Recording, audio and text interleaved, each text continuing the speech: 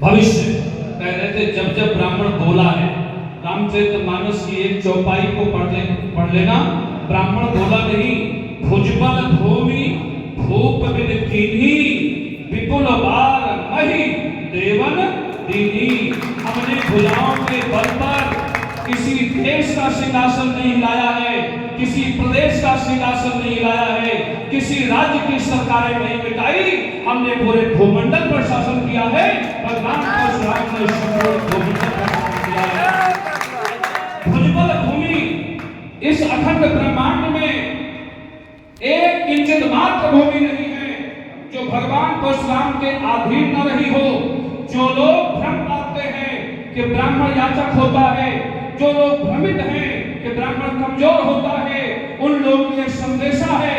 हम उनके वंशज हैं जिन्होंने पूरे ब्रह्मांड को अपनी मुट्ठी पर रखा है। कोई अवतार नहीं है जो ब्रह्मांड पर शासन कर सका हो। भगवान श्री राम हमारे आराध्य हैं, पर ब्रह्मांड को अपने वश में नहीं कर सके, क्योंकि राम राज बैठे कई लोग, वो 3 लोग के भगवान हो सकते हैं, पर उन्होंने जीता नहीं है। जीता केवल लंका है, पर परशुराम जी ने त्रैलोक को जीता है। भुजबल भूमि भूप बिन कीन्ही। जब कोई राजा नहीं बचा तो राजा नहीं बचा तो कौन बचा? महाराज बचा। वो महाराज भगवान परशुराम जी जो राजाओं का दमन करके पूरे विश्व का शासन किया था। 2 बातें मुझे वक्ताओं से यहाँ मंच में मिली। आज से ये नारा बंद करना है, सर्व ब्राह्मण समाज। मैं इसका बहुत बड़ा समर्थक हूँ। हम सर्व ब्राह्मण नहीं हैं, हम केवल वसुधा में ब्राह्मण हैं, और ब्राह्मण हमारा सभी समाज से सर्वोपरि है। इसे समाज का प्रश्न नहीं आता है, हम ब्राह्मण हैं।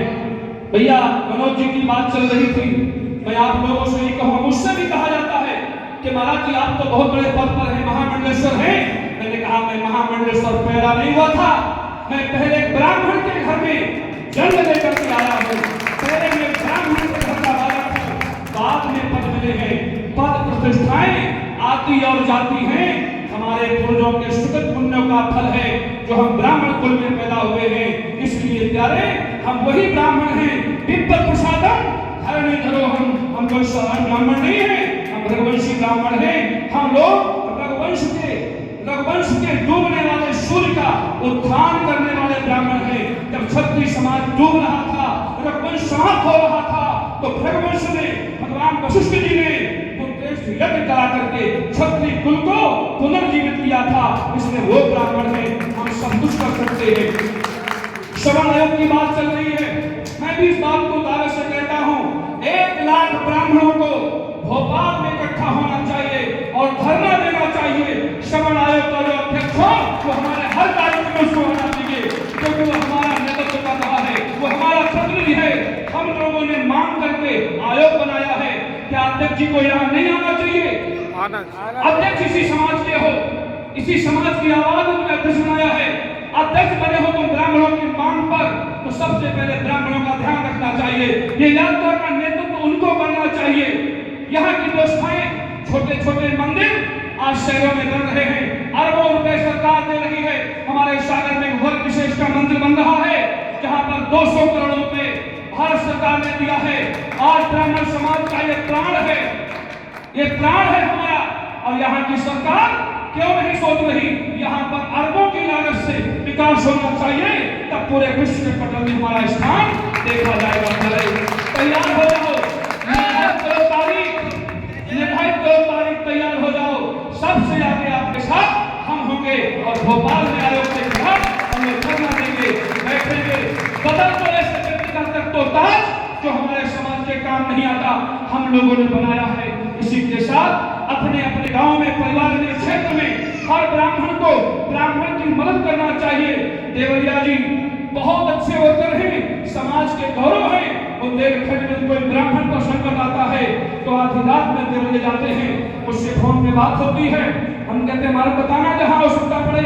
जब देवरिया ने कहा गुरुजी वहाँ चलना है, मैंने कहा आप जहाँ कहें वहाँ जाऊंगा। मैं श्री राम कथा छोड़ करके 2 दिन कथा कम करके इस आयोजन में आने का निर्णय लिया था। इसलिए मैं जहाँ हूँ, जो कुछ हूँ, पद में बाद में हूँ, सबसे पहले मैं एक ब्राह्मण बालक हूँ, उसके बाद में महामंडलेश्वर हूँ। और पद प्रतिष्ठाएं प्यारे भाइयों, पद प्रतिष्ठाएं मांगने से नहीं मिलती हैं, योग्यता के आधार पर मिलती हैं। इसके पहले मुझे जयद्र सागर पीठ काशी का जगत गुरु बनाया गया, इसके बाद जूना का महामंडलेश्वर बनाया गया। मैंने किसी संत के सामने याचना नहीं की, मेरी योग्यता के पद पर मुझे बिठाया गया, अभिषेक किया गया। उस अभिषेक में पूज्य अवधेशानंद जी महाराज, आपके सभी बड़े संत मुझे तैयारी किया, बोले महाराज आपको महामंडलेश्वर बनाना है। मैंने कहा ठीक है, पर गौरव की बात यह है कि इस ब्राह्मण समाज को लेकर आज मैं भी अब अनुभव कर रहा हूं कि अगर ऐसे 10 लोग मिल जाएं, मनोज देवरिया जैसे 10 लोग, तो शायद मध्य प्रदेश का शासन तंत्र ब्राह्मणों के इशारे पर रचेगा। प्यारे ब्राह्मणों के इशारे पर। इसी के साथ आप सबों को बहुत बहुत साधुवाद। भगवान परशुराम जी के श्री चरणों में बारंबार वंदन। आप सबका हृदय से अभिनंदन। वाणी को विराम। जय श्री राम।